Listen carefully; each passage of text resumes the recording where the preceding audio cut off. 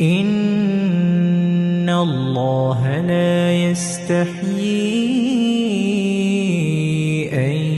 يضرب مثلا ما بعوضة فما فوقها فأما الذين آمنوا فيعلمون أنه الحق من ربهم وأما الذين كفروا فيقولون ماذا أراد الله بهذا مثلا يضل به كثيرا ويهدي به كثيرا وما يضل به إلا الفاسقين.